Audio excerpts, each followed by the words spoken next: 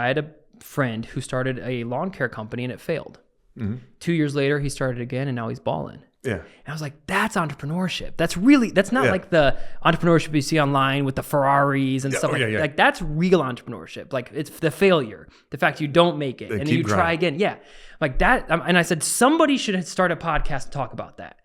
And my wife was like, yeah. Hey, dummy. Hey, yeah. You should do that. So I had some like music equipment and some mics that I kind of, gerrymandered into this podcast. So I had this guy on and we talked for an hour. It felt like 5 minutes. Yeah. And when we got done, I was like, I want to do this for the rest of my life. Welcome to The Roll Call, the podcast where we dive into the roles that define us. I'm your host, John Glom. On each episode, we explore the journeys of people discovering their true roles in life, business, and beyond. Get ready for inspiring conversations about finding purpose and authenticity. Let's roll the roll call. All right. Welcome, everyone, to The Roll Call. I'm John Glom. I have with me Dillon England of the Dillon England Show and a handful of other things. This is one of those, he's had his, YouTube moment or the moment of, being splashed everywhere. And now maybe this is my chance to follow the master. It's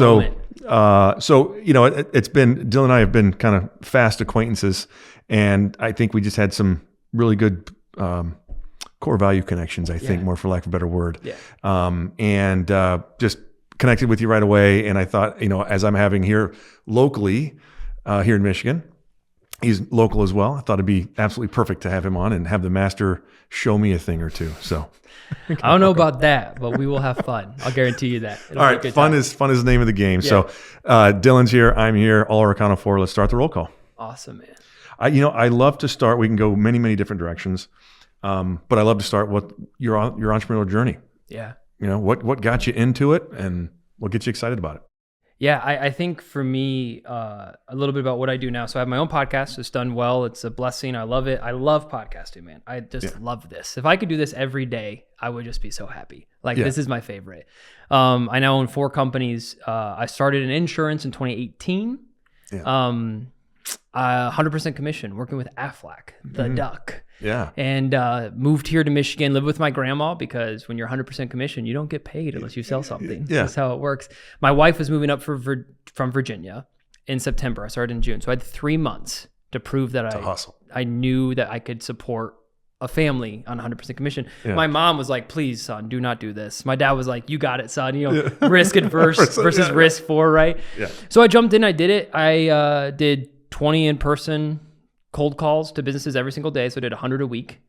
Did that for 3 months. Built a business. Only made $300 the month of our marriage. Wow. Because I had a client fall through the week before our honeymoon. That was... Wow. That feels like entrepreneurialism at its finest. My wife realized very fast she made a mistake. She's like, how much did we make this month? I'm like, well, we can afford Taco Bell. So that's about all we got going. Yeah. And then it wasn't until about December of that year when I got my first big month, my first, 10 grand a month. And that was the moment that was like, oh, I can make it here. I can do this here.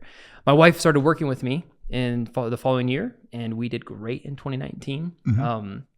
I just say I saved more in 2019 than my dad made. Yeah. That was we just killed it. Yeah. And then I don't know if John, if you remember what happened in 2020. Mm-mm. Yeah. It's this thing called pandemic. Here, so, right. Right. Nothing happened here. Yeah. And pandemic happened, and we live in Michigan in a stricter state when it comes to shutdowns. And so we were 70% down on revenue year over year from 2019 to 2020.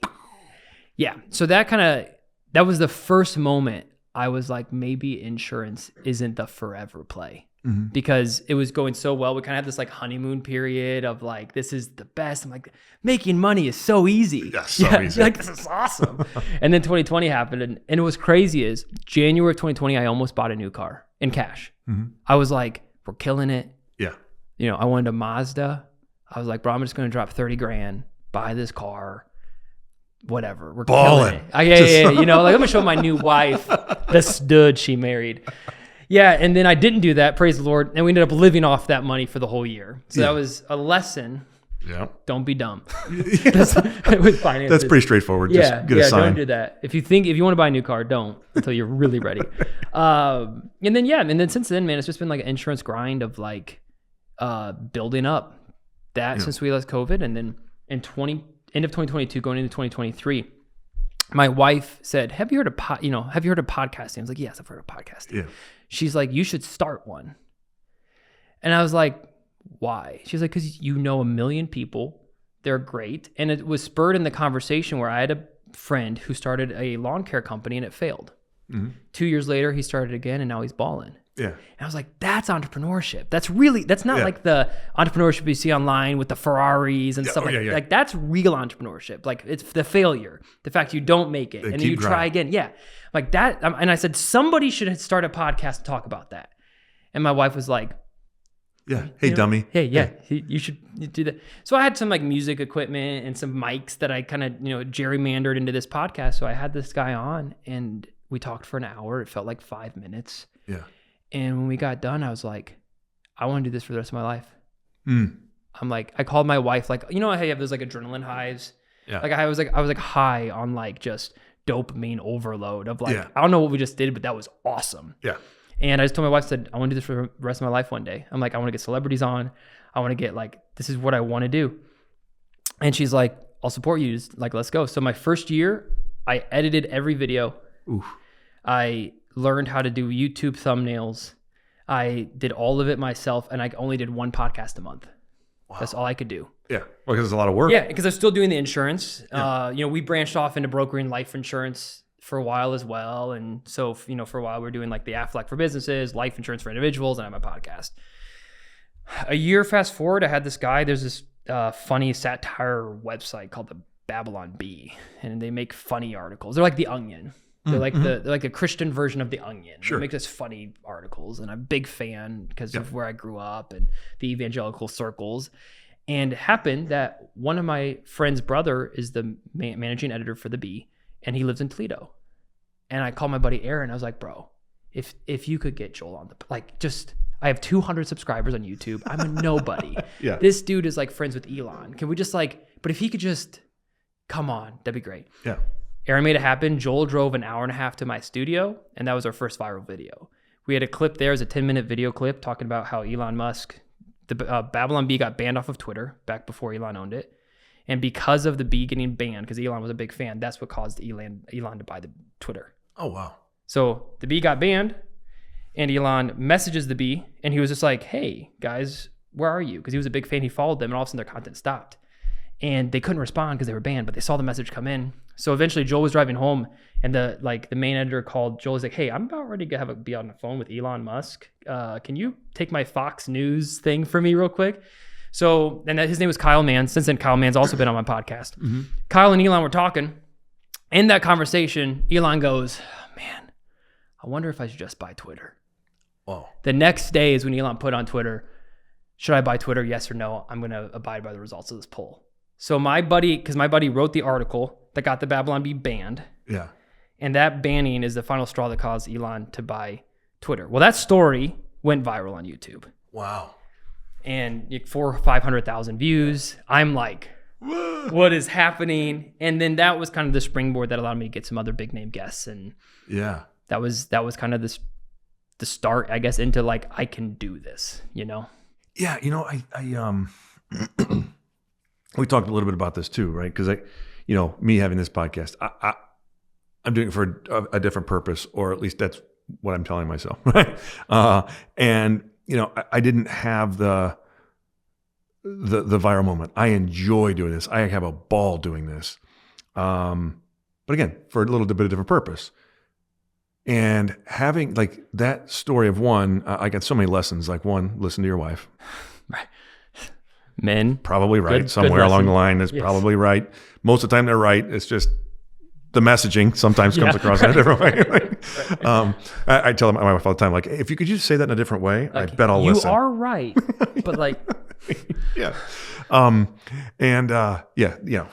How to communicate with John 101 to let him, make him feel wonderful. Yeah. We are dumb creatures. Work with us. Just, pat me on the back and I'll probably go do it. Yeah.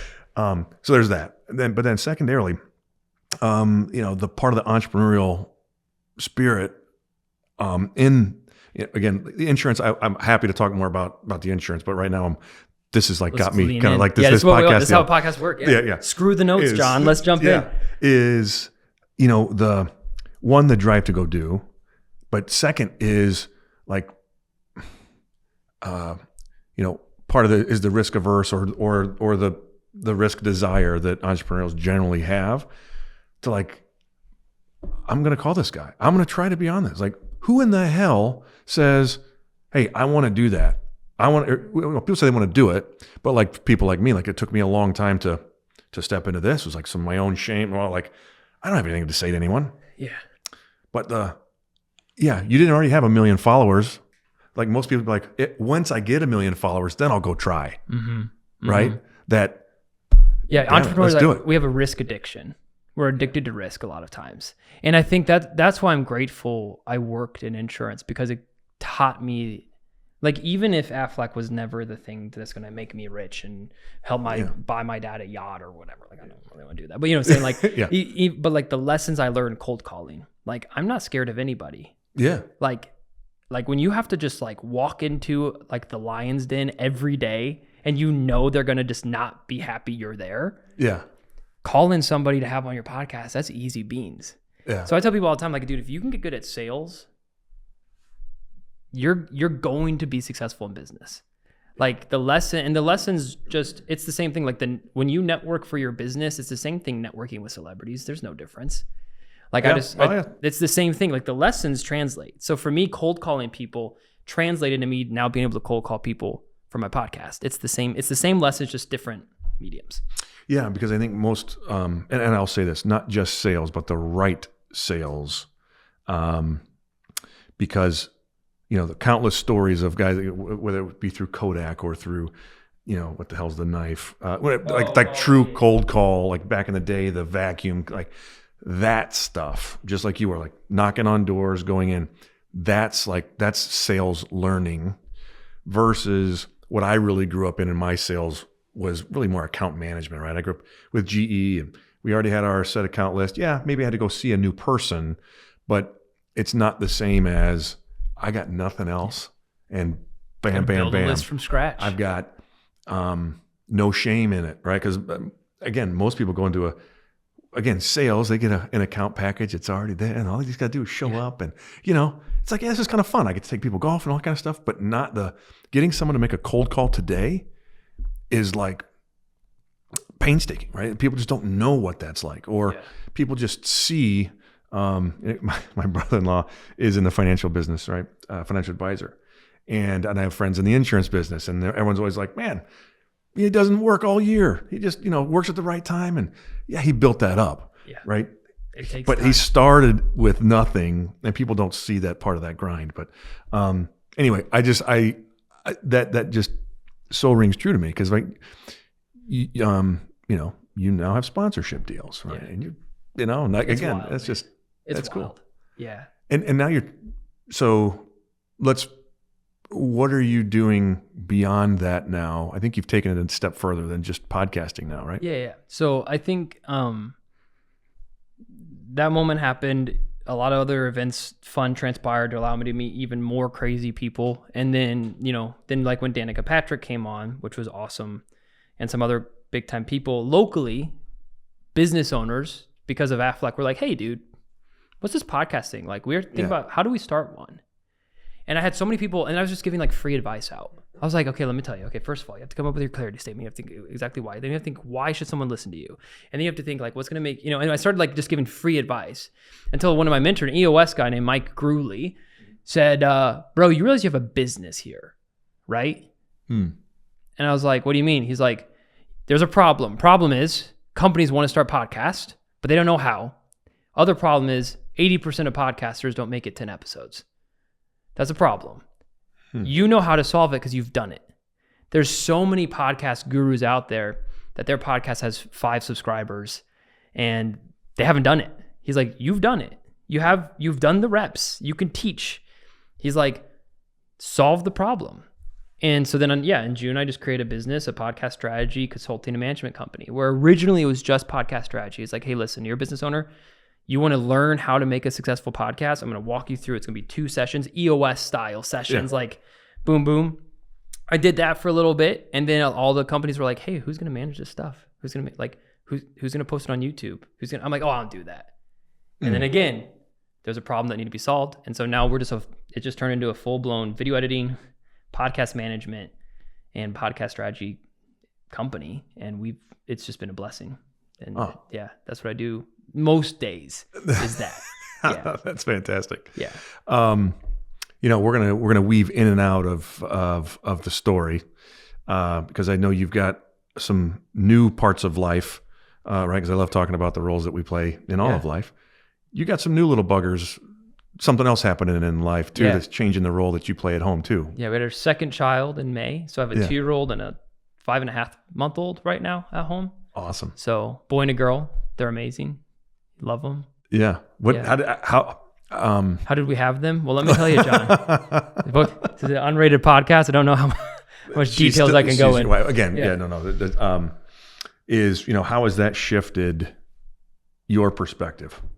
Yeah, I mean, for me, there's a couple things. Number one, from like 5:30 to 8 o'clock, nobody touches that time every day. Like that is family time. Like no one, when I go home till when the kids go to bed, that's sacred. And I've maintained that even through the craziness of all these jobs. Mm-hmm. Now the kids might go to bed and I might jump back into work, but like that 3 hours is just like, no one can touch that. I think when Curtis was born, it's my second child this year, it solidified that it was time. It was a weird time. It's like the worst time to make another jump. But I think it solidified that like insurance wasn't my forever play. Mm-hmm. Like I love it. I'm grateful for it. We still do it. I'm passionate. Like I believe so strongly in what we do helps companies. And I have a team of 9 wonderful agents. We did like, each of them did 100 calls in my office yesterday, each. Mm-hmm. Like I love it. But I like when Curtis was born, it solidified like there's something more. And that's what kind of spurred me into the whole, like I have a growing family. Like it's time to take this thing to a new level. Mm-hmm. And that's what really spurred into the podcast business when he was born. I told my wife, so in June, I thought I was quitting Aflac. I was like, I'm done. I'm jumping in this podcast business. I'm like, I have a new son. And it's time for me to like, and I realized that wasn't the right time. Yeah. 2 weeks of that, I was like, wait, this is dumb. I should probably not do this. But I restructured things. And that's the thing. I restructured it to where I can spend 20 or 30% of my week on the insurance side. I put people in place. I delegated strong people that are way better than me, by the way, at managing things. And so the insurance is going better with me not being as involved. Isn't that crazy how that works sometimes, John? Well, yeah. And that's where, again, we're bringing it back in, right? Is you don't have, because I most of the time when I only learn, not only, that's a strong word. I learn probably most effectively when I screw something up. Yeah. Right. And I've had similar crossroads where it's like, man, this isn't serving me over here. I should probably just leave. Right. And my first thought is generally not the correct one, but same, dude. But right. The real part of entrepreneurship, I think, or business ownership is understanding that you don't have to be the one that does everything. And wow, a business means it is making money. It is doing the work. That's what business is. Yeah. When people screw that part up, they just have a job. Yep. And they probably just have more stress than the money that they're making. So that wow, that business can actually go do its thing. Right? I don't need to exist for it to happen. Yeah. Yeah. Right. So did you hire anybody else, or did you already have the team? I just restructured things. So I've had my admin who's worked with me since 2020. His name's Tom. And I was basically like, hey, man. And he was kind of already running my existing book. But I was like, dude, like, I want you to own it. Like, this is your thing. And he has, man. Tom is he's a killer, bro. It's amazing when you're like, I don't know if they can handle it. They probably can, and you're just momming them. You're babying them. Yeah. And the only way to see if they can handle it is that you gotta let them try. Yeah. And it's funny because like we made all the mistakes, and then sometimes when we delegate, we kind of pretend like, oh, they're gonna make mistakes, like we didn't. Right? Like we just knew how to cover them up quickly. Yeah, exactly. Like we just didn't tell anybody because it was just us then. And that's the danger with commission sales, because commission sales is great because it's almost owning a business. Yeah. Right. Because if you don't sell, you don't control your effort. Yeah. But you don't set pricing. Yeah. There's other things, you don't set branding. Right. Like there's other things that are just done for you that like running a business of like you create the product. Like I have full control of pricing. Yeah.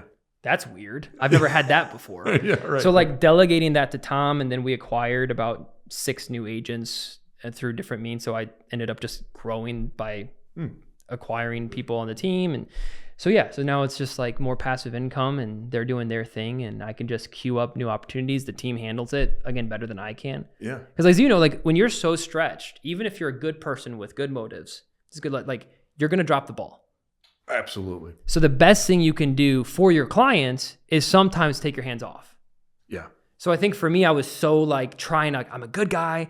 I'm going to not let any of these balls drop, but I only have 2 hands. Yeah. Yeah. And so when I did create a 3rd hand and a 4th hand and a 5th hand, all of a sudden it's amazing. Everyone's happier. My clients are happier.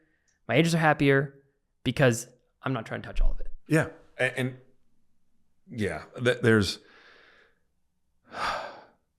so much that is wrapped up into that, right? Because it is the number one, backing up to, your people will never succeed and fly the coop, just like your children, if you don't give them the opportunity. Yeah. They'll never, if you don't give them the opportunity. So, I do think that I do believe in just letting people fly, or else, again, you're never going to get past it if you're the guy. Yep. You have to let people fly. So that's one. 2 is, in that journey, it is amazing the effort. Once you start, I don't know if you've seen I do this exercise often with people where, if you have 2 people standing side facing each other, and then they have almost like, their hands out touching each other and they're pushing each other. If you just lean into each other, they stay there, right? Yeah. And it's like an archway. But when someone just lets go, they fall. So it's like that same thing. The less you keep pushing to try to make shit happen, things just work in place, right? Yeah. When you stop working the hardest and you put things in place, right, things just become effortless. Yeah. I'm still learning it. I'm still bad at it. I'm working on it. But it's a lesson that I think took me 6 years to understand. Because again, with commission, it's like you're the agent. You have to do it. Mm-hmm. And that's the part of like commission sales they don't teach you, is how to scale. Right. And so that was a lesson that this year, I think, with having the kid, full circle moment, was like, wait a second. The only way that I'm actually in the future going to be able to be at my kids' games, that I'm going to be able to take all the family vacations, like I can't just do all of it. Yeah. And so him being born was that moment of like, I got to build something bigger than me. I don't think it's just an insurance, and I think God's called me to more. I also think God's given me this podcast for a reason. And even if that podcast never generates 20 billion views, like my life is infinitely crazier than it was before I started the show a year ago. In a good way. I presume that crazier is a good thing. Yeah. Yeah. It's amazing. Yeah. I think, well, here's the other part, right? What got you here is hustle. Like, again, in the commission world, right? You've got to just grind. You got to go. And again, this is like a recurring theme no matter what, is that most entrepreneurs that start from the ground up, it's hard to let go of that, because that's the sauce that got you baby. Here. And it's what, like, hey, me doing this is what got me here. And to like really just toss that away and be like, well, I'm not the one that's gonna move us forward. That's just there's a lot in that. Yeah. Right? I think there's a pride. Sometimes there's pride in there and some other stuff that you're like, no, I'm the guy. Mm-hmm. It's like, no, you're not anymore. You were the guy. Yeah. And then just being, and it's a mark of any good leader, right? Any good leader hires people that are smarter than them. Mm-hmm. Like any good business owner, like I suck at details, right? It's not my gifting. Yeah. You want me to yap? I can yap, you know? Yeah. You want me to track details? No, but Tom thrives on that stuff. Yeah. So you find the pieces and then you trust the pieces. And that's just where I'm learning and growing in right now. Well, yeah. Well, again, listen, no one has all the answers innately, right? That's what experience is for, and listening. And that's what I've known about you too in this short time is, one, you are a voracious learner, and sharp, but you do have a lot of people around you that you trust. Yeah. I need their advice, right? Yeah. I'm too dumb, dude. I need smart people around me. Yeah. Right? He's met me for 30 minutes. He's like, bro, you are mentally handicapped. Yeah, no, you need help. Yeah, no, I can tell you're not. Yeah, my wife is like, please get mentors. You need help. Yeah. Well, that takes down to, what my transition to my role is, right? Is in that being the coaching space. And, I couldn't possibly sit in front of someone and say, man, you need a coach to help you if I'm not actually having one myself. Correct. Right. That's what you're leaning into now is coaching on and podcast. Yeah. But you're not going to be the guy doing the coaching in the future, right? Correct. You're just getting it started. Yep. But you can't be any good to someone if you haven't walked in it or, And I think the best coaches are the best Bloom or EOS or whatever coaches are the ones that did it. Right? They're the ones that at some point ran a successful company. Now they take those experiences and now those are the best coaches, right? And it's not all even coaches in the NBA, not all of them played in the NBA, but they all played basketball. Most of them they understand the game at some capacity, right? You might not be the top, and actually sometimes the top players are the worst coaches. Absolutely. Side note, just because you're successful doesn't mean you're a good coach. I think sometimes it's that middle ground of you've seen some success, but your real passion is teaching. You just got me my new tagline that I'm going to all my clients with. I'm the best coach because I'm the worst business owner. There we are. Yeah, I mean, done. Deal signed. Listen, my business sucks, but I know what I'm talking about. Because I've screwed up so many times. Right. And so for podcasting, I'm not the biggest podcaster, but I've done it, I've proven it, and our show's bigger than most, local shows, but we're no Rogan level or whatever yet. That's what my friend always says, yet. Yeah. Think that way, yet. Yeah. And so I'd be I truly believe every business should have a podcast. If you're a business and you don't have a podcast, you are missing out on so many things. Exposure, relationships, sales cycles. You're missing out at the opportunity of 1 hour of content getting you a month's worth of post. The amount of there are companies that spend $200,000 a year on a commercial shoot. Great. You have a commercial shoot. Great. You have this cool 60-second polished video. You have these drones and all this stuff. And the only way people keep seeing that video is for you to keep paying ads for that video to be seen. Mm-hmm.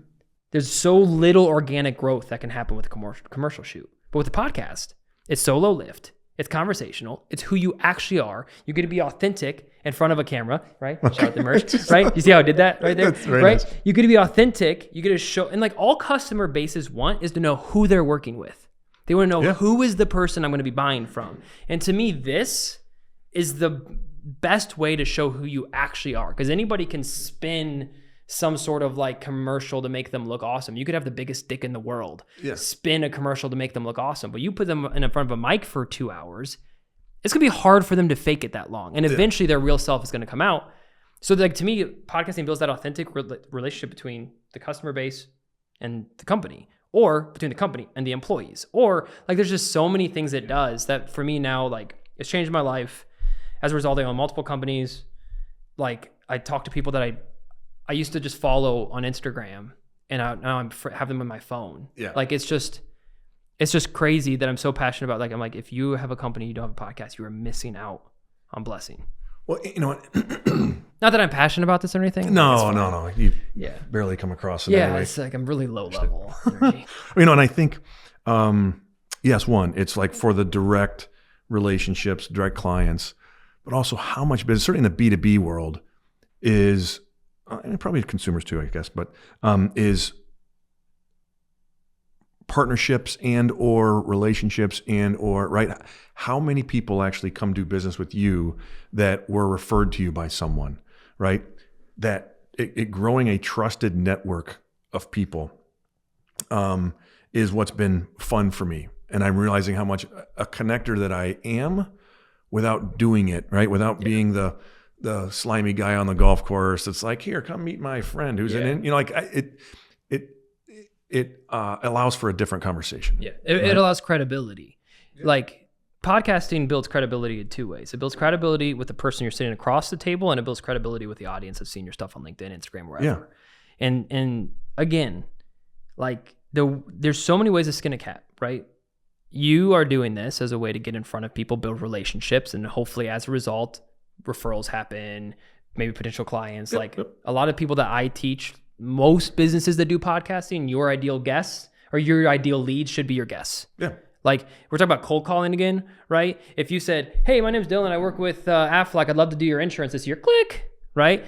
Try it again. Hey, my name's Dillon, the host of Dillon England show. I'd love to spotlight your journey as a business owner in local Michigan on my podcast. Would you be interested in coming on my podcast? Completely different call, right? And if I said, imagine if you get in front of 52 of your ideal leads every year, what would that mean to your company? That's what podcasts can do. Yeah. Or, that's one way you can do it. Or it's the exposure play. Hey, like my life is forever different because of podcasting. You just don't know. Just because we start here as the main goal, you also just don't know what avenue a podcast could open up for you. For me, it's been sponsors. Yeah. For me, it's been relationships with, just people, like I'm telling you, just people that I shouldn't even know that were like, I have their cell phone number. Like that's crazy. He's talking about me, to be clear. Yeah, so John Glahn is a stud, and I don't even know why, but like that's to me, like you could come with podcasting because you're trying to create ROI, create a sales funnel, but you also just don't know. Like there is the level over here of like, it could blow up. Yeah. What bothers me with podcast coaches or managers are the ones that do it for the blow up because you can't control that. No. You can't. It might, but you can't control it. But you can control who's sitting across from you. You can control your drip campaigns afterwards. You can control your sales funnel. That you can control. So let's focus on that first. Yeah. But the one thing I will say on top of that, so you have this beautiful plan. I'm going to use podcasting as a sales funnel. I'm going to get my leads in front of me. It's going to be awesome. Well, then how do you make a good podcast? Yeah. And I think that's what's missing. I think there's so many business owners that have bought into this whole concept. They need one, but are they a good host? Do they ask good questions? Yep. What makes them like, why should someone listen to your show?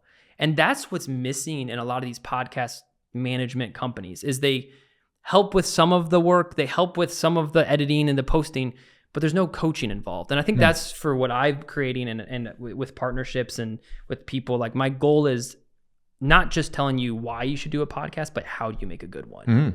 And I think that's sometimes the missing factor that I'm trying to help. And I love this stuff. I don't know if you can tell. This is good stuff. And for some of us, right? My mom listens to my podcast, which makes me pretty proud. She's a lovely woman, by the way. It's a great podcast. Thank you. You're welcome. Thank you. She, it's funny, right? Because most people, they view podcasting as the viral, right? Like my wife listens to these two gals and they're a riot. And again, it's what they do, right? And so she's like, so what kind of sponsorships you get? I'm like, well, all right. And my mom was like, so you pay to do it. You don't get paid to do it? I'm like, no, Ma. It's like, I'm not. I'm like, well, I'm kind of getting paid. They're paying me. I connected them. Yeah. And she's like, well, then why are you doing it? All right. There's a purpose, I promise. Trust me. Just call Dillon. He will explain the whole thing. Here, I'll let her know this podcast. Just listen to this, Mom. Yeah. This is the one. This is why. No, so it's been fulfilled. It's been a great journey for me because it's really for me getting over my own stuff, right? Of like, again, what am I? Why would I be on here, right? Like imposter syndrome. Total. And it's been transformational. Yes, gotten some clients, got great partnerships out of it, but at the same time, I can just point to so many parts of my life when it's like, you know what, this happened for this reason, whether it's where my kids go to school. There's just certain things that I've had in like toll gates in my life that were like, okay, this was me stepping past this. Mm-hmm. Much like your realization that like, you know what, I'm gonna do something along these lines for the best part of my life. Yeah. Because it just feels right. Yeah. And with like, you can never become enough. Let me rephrase that. Being a conversationalist is always a good skill.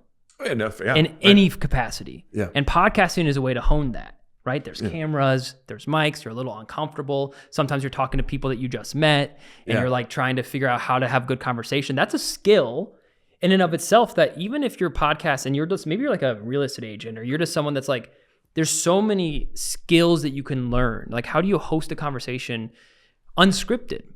How can you listen, digest, react, talk without having like an interview note? Like there's so many different ways to practice in this podcasting space that it just, to me, man, it's so cool. I think a lot of people need to do it. I think a lot of people do it wrong. I think a lot of people do it right. And I would just love to see more businesses making this an effort as their main marketing strategy. Cause I just don't know if there's anything worth more of the budget than getting in front of more people and giving them value add. Because like, we could have golfed today but that's not recorded.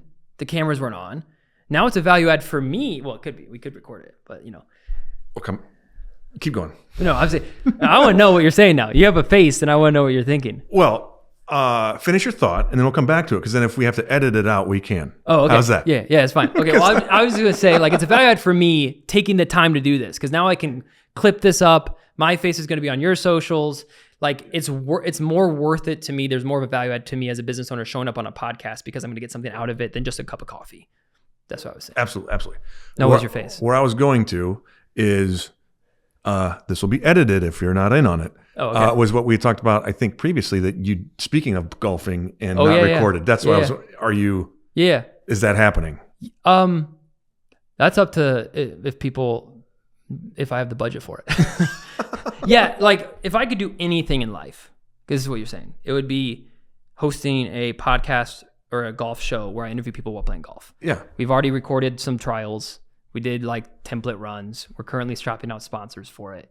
It's going to be a show called The Conversation Cart, where we blend in podcasting with the game of golf. If for those that don't, like, YouTube golf, dude, is massive. I don't know if you follow like Good or My son, yes. Like, it's massive. Yeah. Like, a lot of these creators make more than PGA Tour players. Yeah. But most of the channels are focused on golf, not the conversation. Yeah. And Grant Horvat, and then even Bryson DeChambeau, like his Breaking 50 series, he does this thing where he has someone on to have great conversations in the cart. Yeah. But the reason why people watch is because there's also something fun happening. There's a game happening. So if I could do anything, it would be doing the same podcasting thing, but take it on a golf course, make it a little more interesting.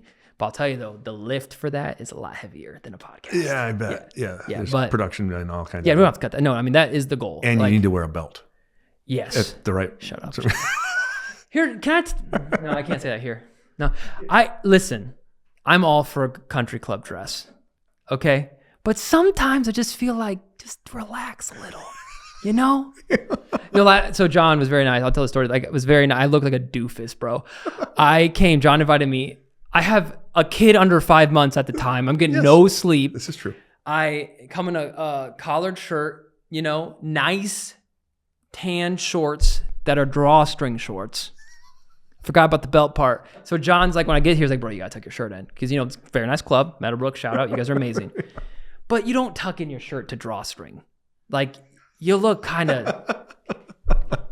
I look like I was a special needs player just like walking around the golf course. So anyway, this morning I was joking. I texted John and I was just like, hey, should we just not podcast and golf? He was just like, wear a belt though. Yeah. So sorry. Yeah. So that happened. I'm sorry. That was embarrassing for you, I'm sure. No, not at all. Not at all. I had a ball, which is why you're here. Thank you. It was fun. Secondarily, sorry, my view for everyone is looking out at the golf course, which is they can kind of wonderful. see on my camera. Yeah. I'm all for raw moments in podcasting, by the way. I think this is the best moments. So go ahead. Yeah. Speaking of mistakes, aside from the belt part, yes. I like to finish with, what's a mistake, a failure, you name it, of significance that others can learn from. When it comes to my own podcast, I try to do it myself for too long. I was afraid to spend money. Mm-hmm.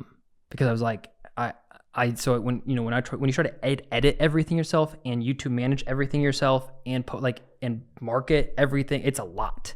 Yeah. And so my mistake was I spent all this time doing that, but if I would have just paid someone to do that and spent more time in my business, my net would still be positive. Yeah. And so I think I spent too long not being willing to have someone else do that because I don't make as much money doing that as I would if I'm just selling or doing my main business. So I think that was the thing I made early on. That's why I could only do one a month because it was just and that's that's the translatable part of all business, right? I mean, that is take it back to what your insurance company could have been had you made that decision years ago, right? All constantly. Yeah. It's around, hey, when's the best time to get someone else in your business? Yesterday, right? Yeah. I think the other thing real quick, the other mistake I've made is I've let poor people, bad players, detractors stay around for too long. like not move on when I like in the insurance business, I know they're checked out, but for some reason I still am trying to get them to check back in. Yeah. Or if I have an editor that I know is just checked out on a project, but for some reason I'm like, oh, I know they need the work, I know this, but like I've learned that I'm like the team around you and the people around you every day matter. And if you're only around detractors and unsuccessful people every day, eventually that wears off on you. Mm-hmm. And for the insurance business, for like in 2020, like a lot of the agents that we hired, they should have never been hired to begin with. Yeah. And those were the people I was with every day.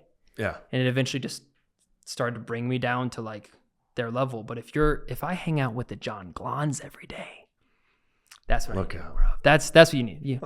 That's my shirt. Hang out with the Glons, dude. Wow. And that's a great way to end that. Right? That makes me feel wonderful. Thank you so much. We'll clip that up.